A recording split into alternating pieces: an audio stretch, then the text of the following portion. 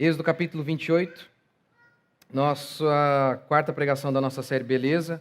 O nome da pregação de hoje é Expor o seu corpo é vergonha. Eu podia falar que é pecado, mas pecado é uma vergonha. Vamos lá, Êxodo capítulo 28, versículo 2.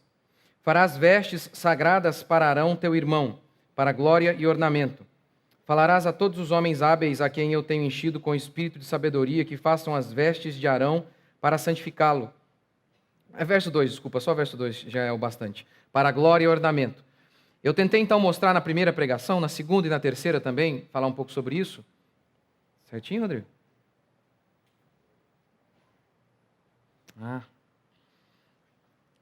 Eu tentei falar um pouco nas primeiras pregações, isso aqui de Êxodo capítulo 28, versículo 2. A roupa não era para cobrir do frio, não era para proteger do sol, era para beleza. E Deus gasta um capítulo inteiro para falar sobre vestimenta. Diferentemente do que muitas pessoas têm dito, que as roupas, Deus não se importa com roupa, aqui Deus está muito preocupado com a vestimenta dos sacerdotes. E aí, versículo 42. Faz-lhes também calções de linho para cobrirem a nudez. Deus também não queria que a nudez dos sacerdotes fosse exposta. Mostrando então aqui que a beleza e também a preocupação com a exposição do corpo são sim temas bíblicos. Porque parece que ficou muito comum e rotineiro hoje rotular qualquer pessoa que se preocupe em fazer uma abordagem bíblica sobre as vestimentas do cristão como legalista. É legalista. Eu sou chamado disso aí. Legalista. Gente, a verdade é a seguinte. As roupas dos cristãos, em sua maioria, são uma vergonha. Uma vergonha. Algumas de vocês vêm para o culto vestidas de uma maneira extremamente vergonhosa. Eu me pergunto se tem coragem de se vestir assim aqui. Imagine como é durante a semana. Como é? É um verdadeiro absurdo. Até homens sensualizando. Sim, nem vou me direcionar aos homens. De certa forma vou, porque você, marido, é responsável pela sua esposa. Mas é porque esse é um típico de vício feminino. Tanto é que quando Paulo vai falar sobre vestimenta, ele se dirige às mulheres. Mulheres, se vistam com modéstia. Isso é um vício feminino. E é triste porque até homens estão extremamente engodados e enrolados neste vício também. É muito triste isso. Mas como isso acontece? Eu vou falar de mim. Recentemente eu recebi uma foto de um amigo me mandou uma foto, minha, da minha esposa, de alguns amigos, de muito tempo. Eu ainda fazia corte com a minha esposa, me relacionava com ela para me casar com ela ainda. E aí, ao olhar as roupas, as minhas, a de minha esposa, das pessoas, eu era crente como eu sou hoje. Eu era sincero em minha fé naquela época como eu sou hoje. Eu sou a mesma pessoa. Claro, minha fé se desenvolveu, mas eu era sincero naquela época. Eu era crente, sincero, temente a Deus, havia abandonado tudo para fazer seminário. Ao olhar aquilo, eu me perguntei, como eu pude deixar que minha esposa se vestisse dessa maneira? Não era piricrente, não, mas uma roupa que era uma calça vermelha, o vermelho já você tem que tomar muito cuidado, porque chama atenção. E marcava um pouco o corpo dela. Eu olhei aquilo e pensei, eu era crente. Eu era um menino de Deus. E como eu não via que aquilo era um absurdo? Que aquelas vestimentas não são adequadas a um cristão. Como isso é possível? O que aconteceu? O que aconteceu? A cultura, em primeiro lugar, a cultura tem o poder de tornar algo absurdo normal. Se todo mundo faz, automaticamente nós julgamos que é o normal. Ao invés de olharmos para a Escritura para termos um padrão, olhamos para o lado. E se todo mundo faz, obviamente, é permitido. Paulo diz que as irmãs se vistam com modéstia. A irmã com roupa colada a vácuo. Sabe? A vácuo. Ela ouve Paulo dizendo que as irmãs se vistam com modéstia. E a irmã diz assim, amém. Essa irmã. Paulo diz que as irmãs se vistam com modéstia. E aí, a piricrente, seminua, concorda. É isso mesmo. É isso mesmo. A irmã, com barriga de fora, grávida, porque ela acredita que ao engravidar, a nudez deixou de ser nudez. A irmã, de biquíni, postando isso para todo mundo ver, ao ouvir Paulo falar que as irmãs se vistam com modéstia, elas concordam e dizem, fala a Deus. Como? O que acontece? Que as pessoas não notam, mesmo cristãos piedosos, não notam a vergonha que são as suas roupas. A cultura tem o poder de transformar algo absurdo em algo normal. Se você olha para o seu lado e vê todo mundo atolado na lama, se você não está tão sujo, você tende a achar que está limpo ao se comparar com todos os outros que estão atolados na lama. Nós sempre precisamos de um padrão, mas se o padrão de todos aqueles que estão ao nosso lado é extremamente baixo, só um pouquinho que nós estamos acima deles, nós então já nos consideramos em um ótimo padrão. A cultura faz isso. A explicação também para a total falta de preocupação com as vestimentas no meio evangélico também se dá por conta do liberalismo. O liberalismo teológico e o flerte com o liberalismo teológico, que é aquela ideia, sabe, de consertar o farisaísmo com libertinagem. Lá se inventam leis absurdas, se colocam proibições que Deus nunca fez. Então aqui a gente libera geral, entendeu? É assim, lá se proíbe coisas estúpidas, como não pode beber Coca-Cola e por aí vai. E aí a gente então decide que aqui é liberado totalmente, a gente faz o que dá na telha. E quase sempre, quando se prega sobre isso, alguém vai taxar, como legalista. Era o que acontecia comigo, no meu meio. Qualquer um que se preocupasse em falar algo mais decente sobre roupa, alguém já dizia, você está sendo legalista, isso aí é coisa da Assembleia. E por aí vai. O segundo motivo que explica que mesmo cristãs piedosas se vistam de maneira tão horrível é o relativismo que eu falei nas outras pregações. Se Deus não existe certo ou errado. Se não existe certo ou errado, também não existe belo ou feio. Normal que feministas se vistam de qualquer maneira. Normal que uma feminista diga meu corpo, minhas regras. Afinal, como eu mostrei para vocês, feministas são um povo ateu. Os ateus não creem em certo e errado, consequentemente não creem em belo ou feio. Não creem que existe um Deus que determina todas as coisas. Portanto, faz sentido que uma feminista diga, eu faço o que eu quiser com o meu corpo. Mas não faz sentido algum que cristãos que têm um Deus sentado no trono que governa de maneira absoluta, com valores morais absolutos, diga, eu faço o que eu quiser. Nós não estamos sem padrão. Há um padrão de vestimenta, há um padrão para expressão em relação às nossas vestimentas? Sim, há. E o padrão bíblico é: expor o seu corpo é vergonha. Expor o seu corpo é pecado. Seja quando você o expõe com a pele nua, ou quando você o cobre por completo, e mesmo assim todas as curvas de seu corpo estão ali, porque a sua roupa está marcando você. Suas roupas, caras e bocas são expressões que procedem do coração, como eu disse na última pregação. A boca fala do que está cheio o coração. Eu disse semana passada, nenhuma expressão é sem significado.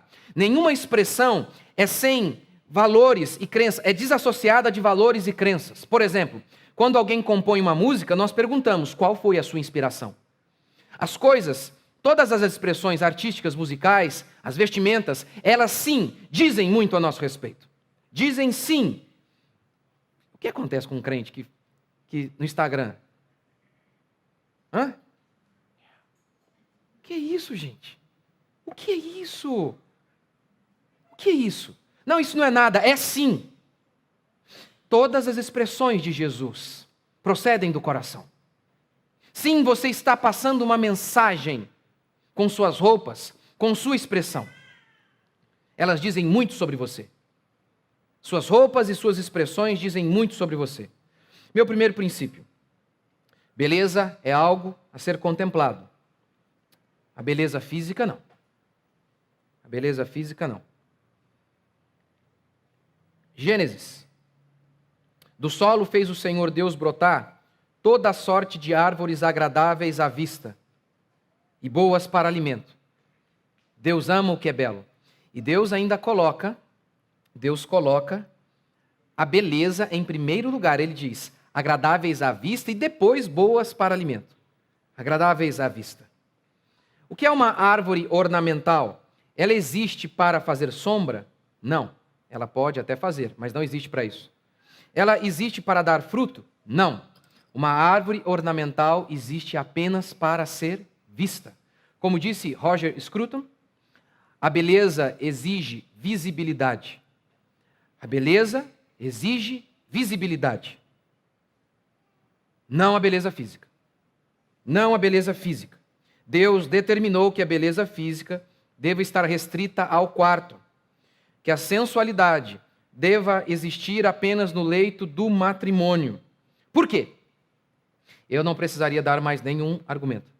Eu não precisaria dar algum argumento filosófico, mas porque apenas ao falar, Deus disse, acabou. O crente se cala quando Deus fala. Deus disse, já é o bastante. Mas vamos lá. Por quê? A expressão, a sensualidade física é pecaminosa. Porque a beleza física provoca desejo. E o desejo busca satisfação. Vou dizer de novo. A beleza física provoca desejo e o desejo busca ser satisfeito. Quando você vê uma paisagem, o que você sente? Talvez não ensinado a apreciar o que é belo, talvez você não sinta nada. Mas a partir dessas pregações você vai sentir. O que você sente quando você vê o mar? Você olha o horizonte e a sensação é de infinito. Você olha o mar, você olha o barco e de repente ele desaparece. Sensação de infinito. Assim como cada artista deixa as suas marcas em cada obra, Deus também deixa as suas marcas em cada obra de arte que ele compôs. O universo. Na sua grande obra de arte. O universo e todas as criaturas que ele criou. Então, quando você olha aquele mar infinito, aquela sensação de infinito, você se lembra, Deus é poderoso. Infinito em glória e poder. Quando você olha aqui a nossa região, que é um vale, uma planície cercada por colinas, montanhas, como eu, lá de bicicleta, lá no topo do monte, eu olho aquelas colinas, o lago lá embaixo e um ipê amarelo. Não 10, não 20, não 30 mil ipês. Um só, porque o amarelo é forte. Se tudo fosse amarelo, eu ficaria cansado. Por isso tudo é verde, porque o verde é relaxante. Mas um amarelo, um temperinho. Eu olho para tudo aquilo e vejo ordem, equilíbrio, harmonia. E isso me remetem a propósito. Porque se eu olhasse, tudo fosse um caos, assim como quando você chega à sua casa e vê um lixo revirado, e você pode supor que foi obra do tempo e do acaso, das forças da natureza. Mas se você vê algo organizado, você tem que supor que foi uma mente inteligente que criou aquilo. Portanto, se eu olhasse o mundo fosse um caos, eu então teria que dizer como Darwin, como qualquer materialista, nós viemos do tempo e do acaso, apenas. Mas quando eu olho inteligência e ordem, eu suponho, Deus me criou, eu tenho um propósito, eu sei de onde eu vim, eu sei para onde eu vou. Quando você ouve uma música, a harmonia da música, o que ela faz? Consola. Como, por exemplo, antes de sair de casa hoje de manhã, eu estava ouvindo uma música instrumental, só violino, coisa que nós desaprendemos também. E aí, elas dizem muitas coisas. Nós desaprendemos a ouvir isso. Aquela melodia em questão, a melodia dela dizia, até logo. Era uma melodia de despedida, mas ao mesmo tempo de esperança. Era de partida, mas não partida final. Era até logo. Uma bela melodia harmônica gera isso, consolo. É isso que essas belezas geram em nós. E aí, você olha para essas belezas sem possuí-las, você se sente satisfeito. Eu sento em minha bicicleta e depois de olhar aquilo por alguns minutos, aquela beleza, eu volto para casa satisfeito, sem possuí-las. Não é assim com a beleza física. Não é assim. Então, a cobiça, depois de haver concebido, dá à luz o pecado. E o pecado, uma vez consumado, gera morte. Quando você se expõe, você está gerando paixões e desejos em outra pessoa. E essas paixões, elas buscam se satisfazer. Por isso, primeiro, meu irmão, quando você expõe sua esposa, você está correndo risco de perdê-la. Você está expondo-a aos lobos. Ezequias era um grande homem de Deus. Grande homem de Deus. E um dia, os embaixadores da Babilônia vieram até Ezequias. Inimigos em potencial. E Ezequias mostrou todas as suas riquezas para os inimigos. E eles ficaram cobiçando. E eles desejaram. E um dia vieram atrás. Quando os embaixadores saíram, o profeta perguntou a Ezequias, o que você mostrou aos inimigos? E Ezequias disse, tudo. Então tudo será deles. É claro que isso, em primeiro lugar, por conta de uma maldição, mas pelo simples motivo de que eles viram e ficaram instigados e falaram, por que não pode ser nosso? A mulher de Cantares, diz Salomão, diz o autor de Cantares, a mulher de Cantares é um jardim fechado. Muitas irmãs são praça pública. São praça pública. As expressões não são vazias de significado. Uma roupa sensual diz, estou aberta a outros que não o meu marido. Uma roupa fechada e expressões mais fechadas em relação ao sexo oposto dizem, não se aproxime. Não se aproxime. Não se aproxime. Você pode fazer o teste. Uma vez eu me lembro, faça o teste, vista-se de uma maneira decente e veja se haverá muitas investidas em você. Não haverá. Não haverá. Uma vez estava em uma reunião e um pastor disse que uma moça da igreja havia lhe dado uma cantada, bem assim, forte. E ele, pensando que ele era uma vítima, e aí o pastor da reunião, muito sábio, disse assim, a minha pergunta não é sobre essa irmã, a minha pergunta é sobre você. Que tipo de comportamento você tem ao ponto dessa irmã ter coragem de falar isso para você? Que tipo de comportamento você tem? Pode reparar, gente. Uma pessoa que tem uma expressão séria, roupas sérias, até o mais safado tem vergonha de se aproximar. Até o mais safado. Até o mais safado. A segunda expressão que roupas sensuais querem dizer é, eu quero ser desejada, ainda que não possuída, mas eu quero ser o meu próprio ídolo, de maneira que os outros me desejem, porque há muitas mulheres assexuadas.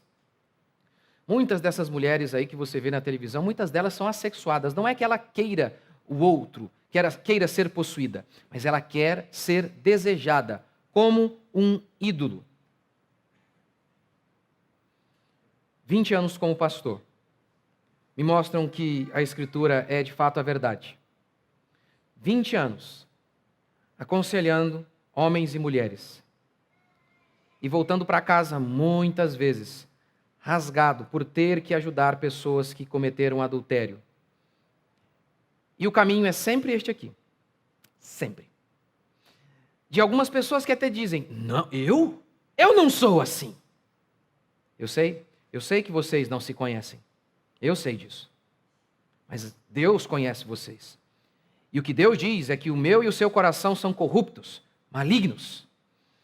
Que mesmo quando você, talvez no início, não tenha intenções, quando você se abre assim, você se abre para lobos. Esses lobos investem. E mesmo que talvez no início você não esteja tão mal intencionado assim, você está se abrindo a perigos. A papinhos não corretos. Há pessoas que podem chegar com um papinho que de início você não está tão aberta. Mas isso pode virar uma grande bola de neve e destruir sua família. Segundo, ao expor o seu corpo, você está tentando outros. Qualquer, porém, que fizer tropeçar a um destes pequeninos que creem em mim, melhor lhe fora que se lhe pendurasse ao pescoço uma grande pedra de moinho e fosse afogado na profundeza do mar. O diabo é o tentador. Quando você veste roupas sensuais, você está tentando outros. Você está tentando. Deus diz, é melhor se enforcar. É melhor se enforcar. O que acontece é o seguinte, ao ver algo, uma beleza física, desperta desejo, mas é um desejo que muitas vezes você não pode satisfazer. E o que acontece? E aí então você fica insatisfeito. É por isso que os homens hoje se divorciam tanto. É por isso que hoje a vida íntima dos casais é terrível. Porque as mulheres andam peladas por todos os lados. E eles então estão insatisfeitos constantemente. Porque suas cobiças, suas paixões estão sendo despertadas constantemente. Por isso, e aqui já há um princípio fundamental para vencermos e lidarmos com as tentações sexuais. Não olhe. Fique longe. Fique longe. Mantenha os seus olhos longe. Porque o ditado popular é correto, aquilo que os olhos não veem, o coração não sente. É verdade. Minha irmã, sua beleza é para seu marido. Meu irmão, sua força é para que você tenha força para trabalhar e proteger sua esposa. Não é para você expor seus músculos. É por isso que você deve ser forte, para proteger sua esposa e poder ter saúde para trabalhar. É para isso. Este é o motivo que Deus fez o seu corpo mais forte. Este é o motivo. Não para que você o exponha. Segundo princípio, nudez é vergonha. Há várias passagens bíblicas que mostram isso. Várias. Eu vou citar apenas algumas. Primeira, ai daquele que dá de beber ao seu companheiro, misturando a bebida ao seu furor, e o que embebeda para lhe contemplar as vergonhas. Vergonha que é nudez. Quem dá cachaça para o outro para poder vê-lo pelado, está pecando. Mas ao invés de falar pelado, nudez, diz vergonha. Próximo. Apocalipse. Aconselho-te que de mim compres ouro refinado, pelo fogo para te enriqueceres, vestiduras brancas para te vestires, a fim de que não seja manifesta a vergonha da tua nudez. Vergonha da tua nudez. Nudez e vergonha são inseparáveis. A beleza da arte, a música na natureza é para ser contemplada, a do corpo não. Depois do pecado, antes de Adão pecar, ele andava nu. Ao pecar, a sua nudez gerou nele vergonha. E ele então buscou cobrir o seu corpo. Cobrir. Vergonha é aquilo que ninguém quer que os outros saibam. Ninguém quer que suas vergonhas sejam expostas. Por exemplo, eu como pastor, quando as pessoas me contam seus pecados, eu não conto nem para minha esposa.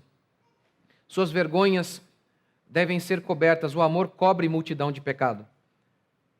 E é isso que eu faço. Eu não conto para ninguém, nem para minha esposa. Agora, cristãs lutam pelo direito de se auto-envergonharem. De se auto-envergonharem. A parte feia, você sente vergonha, você cobre. A parte bela, você sente orgulho, você expõe. Deus chama todas as partes íntimas do seu corpo de algo privado. Quem sabe semana que vem eu poderia falar disso de maneira mais detalhada, mas eu sou legalista, né, se eu abordar isso. Mas é ridículo. É ridículo, a irmã vai lá e a alcinha do sutiã. É íntimo. Isso é parte íntima. Não se mostra. E vocês, irmãos, têm que começar a assumir as rédeas da sua casa. E falar, isso aqui não pode, isso está errado. Eu amo você, você é minha. E eu sou teu. Por quê? Eu vou expor você para os outros. Deus chama a nossa nudez de vergonha. Paul Washer dá uma ilustração sobre isso, porque as pessoas não notam, né? Elas não notam. A ilustração é a seguinte. Imagine que você, um homem, estivesse totalmente inconsciente e se comportasse como um porco. E houvesse aqui no meio uma grande bacia com lavagem. E você comesse como um porco. E você enfiasse a cabeça. E você, de uma maneira completamente desumana. Porque você está inconsciente. Mas pense que por um segundo você voltasse à consciência. E você se levantasse com a boca suja. E olhasse para o seu lado. O que você sentiria? Vergonha por conta da sua consciência. Naquele tempo, diz Paulo, antes de vocês se converterem, Romanos, que resultados vocês escolheram de seus pecados? Somente as coisas de que agora vos envergonhais. Agora vocês têm vergonha. Por que agora vocês têm vergonha? Porque antes vocês não tinham consciência. Quando vocês passaram a ter consciência, vocês disseram, meu Deus, o que é isso? Que absurdo. Que absurdo. Que absurdo. As pessoas sempre me perguntam se no céu, se depois que as pessoas morrem, as pessoas têm consciência.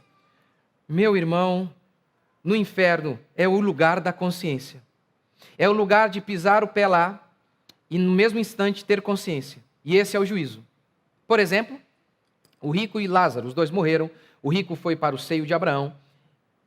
O Lázaro foi para o seio de Abraão e o rico ímpio foi para o inferno. Lá no inferno, ele pediu que Abraão deixasse Lázaro molhar a ponta do dedo para dar um pinguinho ali na boca dele. E mais do que isso, lá ele disse assim, Abraão, envie servos, pregadores, envie Moisés para anunciar a minha família o que é a vida após a morte, o que é Jesus. Está vendo? Como nunca ele teve consciência. Como nunca ele sabia de seus parentes, ele se lembrava de seus parentes. E mais do que isso, sabia que eles estavam perdidos. Que você tenha consciência agora, enquanto há tempo. Que a sua consciência se desperte agora, enquanto há momento. Buscai a Deus enquanto se pode achar, diz o Senhor. Ou seja, haverá momento em que não será mais possível buscá-lo. Terceiro e último princípio. Perversão na história. A perversão na história. Sodoma e Gomorra eram cidades completamente pervertidas. A tal ponto de se transformar hoje em um adjetivo, sodomista, aquele que é a prática da sodomia. Que coisa, não? Aí seria um substantivo, né? Mas enfim, sodomia, que coisa, que desgraça. Eles um dia Ló recebeu 2 anjos, diz o texto bíblico, que a cidade de Sodoma ficou sabendo e falou, olha, tire-o daí, tire-o. Para quê? Nós queremos abusar deles. Então a Bíblia diz que a maldade daquele povo subiu até Deus a tal ponto que Deus destruiu com fogo e enxofre toda aquela civilização. O Império Romano caiu e no começo houve a disputa de quem é a culpa. Os romanos acusavam os cristãos, dizendo, vocês abandonaram os deuses. Por isso os deuses nos puniram. E a verdade é outra. Como muitos historiadores mostram, Roma já estava podre. Eram muitos os vícios daquele povo. Olha, aplique isso no indivíduo e depois aplique na nação. Um indivíduo viciado, ele não pode prosperar. Não tem como. Seja viciado em sexo, bebida, drogas, não dá. É necessário levantar cedo, ter disciplina, poupar, guardar. É assim que o indivíduo prospera. O mesmo se dá com a nação. O mesmo se dá com a nação. Uma nação viciada e entregue aos prazeres não pode prosperar. Não pode. É uma tragédia. O adultério é uma tragédia. Empobrece. Destrói corações. A perversão sexual é um dos grandes indícios da queda de uma cultura e também de indivíduos. Em Ezequiel, capítulo 16, Deus mostra que não tem problema com a beleza, mas a sensualidade é algo maligno. Lá em Ezequiel, Deus está dizendo o seguinte para Israel, está increpando Israel, declarando sentenças de juízo sobre Israel. E Deus diz assim, eu vesti vocês, eu adornei vocês com as melhores roupas e com os melhores adereços, mas vocês se prostituíram. Deus não estava falando de roupa necessariamente ali. A roupa era uma figura para retratar a justiça de Israel e a prosperidade de Israel. Ao falar que Israel era bela, cheia de adereços, Deus estava dizendo, eu fiz de vocês uma nação bonita, próspera, justa, poderosa. Eu sei, o texto é esse. Mas é claro que se Deus visse a beleza como algo injusto, Deus não poderia pegar esta figura para retratar justiça. Então Deus não tem problema com a beleza. Deus fez o mundo belo. E se este texto ainda não é o bastante, vamos nos lembrar de outro, de Mateus. Jesus diz, não andem ansiosos pelo que haveis de comer, beber ou vestir. Eu alimento vocês, eu visto vocês. Eu não visto os lírios do campo, e os lírios são lindos. Deus diz, eu visto os lírios que não trabalham nem fiam, quanto mais vocês. E aí Deus diz assim, eu contudo vos afirmo que nem Salomão, em toda a sua glória, se vestiu como qualquer deles. E aí Deus diz, ora, se Deus veste assim a erva do campo, que hoje existe e amanhã é lançada no forno, quanto mais a vós outros, homens de pequena fé. Gente, ele compara com Salomão. Deus não tem problema com a beleza. Ainda faz a promessa de que há de nos vestir de maneira bela. Deus ama o que é belo, mas Deus odeia a sensualidade, e a sensualidade é a exposição do seu corpo. Por isso, irmãs, não devem usar roupas que mostrem seu corpo, que exponham seu corpo, e também não devem usar roupas masculinizadas. Lá no Antigo Testamento, Deus já havia dito que o homem não deve vestir-se com roupas de mulher e nem mulher com roupas de homem. E eu sei que alguém vai dizer, olha, mas isso tem muito a ver com a cultura, não é? Talvez, mas veja bem. Veja bem. Há roupas que são femininas e há roupas que são masculinas, não importa a cultura. Não, pastor, isso tem tudo a ver com a cultura. Não tem. Não tem. Por exemplo, os índios andam pelados, a roupinha deles é minúscula, então está provado. Não, a cultura deles está errada. Se há culturas que se vestem de maneira masculinizada, essa cultura está errada. A cultura não legitima, de maneira alguma, algo que é imoral. E note isso aqui, por exemplo. Ó. Isso é roupa de homem. Quadrada. Que os homens são assim. Mulheres são cheias de curvas. É claro que, nesse sentido, vestidos e saias combinam mais com mulher. Você imagina um homem de vestido virando concreto? Hã? Imagine isso. E tem mais. E tem mais. Vestidos, saias, ainda escondem os seus defeitos. É mais belo. Lembra que eu contei para vocês? Na primeira pregação? Estou lá sentado na sala, lá esperando um exame para fazer cirurgia no meu joelho. E aí chega a moça. Porque é a roupa da moda. Uma calça caída assim, sabe? E ela estava um pouquinho fora do peso. E aí o negócio espremendo tudo, gente. E aí a barriga dela parecendo uma língua de boi caindo assim. Se ela tivesse colocado um vestido, ela estaria bonita. Mas não, é a roupa da moda. Que ainda que deforme o corpo da moça. Está deformando o corpo da moça. Não, e o pior é que ela estava com um celular que parecia um tablet também, aqui, bem assim ainda. Falei, gente do céu, ela saiu de casa e pensou hoje, qual é a pior roupa para me deixar mais feio. Não é possível, ninguém pode ficar tão feio daquele jeito por acidente. É possível, não é possível. Ficou feliz ali. Segura aí. Ah, mas eu me visto da maneira que eu quiser, eu sou livre. Irmã, você não é livre nem em relação à natureza. A natureza diz para você, hoje está frio, cubra o seu corpo. Eu sei, só as piriguetes que não respeitam mais. Hoje está frio, você não vai usar o tipo de roupa que você quiser. Você não pode sair com roupa preta no meio-dia. Só se você for louco. Esquenta. Ele absorve o calor. Até a natureza determina que você não faz o que você quiser. Agora, Deus não pode colocar o dedo e dizer, isso aqui não. Porque o seu corpo é meu templo, não é? O nosso corpo não é templo do Espírito. O corpo de muitas irmãs parece uma boate. Uma boate. As expressões não são vazias de significado. Mulheres são diferentes dos homens. Mulheres não devem se vestir como homens. Não devem. Mulheres são belas. A beleza é diferente de sensualidade. Mulheres cristãs devem se vestir com modéstia, diz Paulo. Não devem procurar chamar atenção para seus corpos. Não devem. Porque Deus disse. A boca fala do que está cheio o coração. Nossas expressões retratam o nosso coração.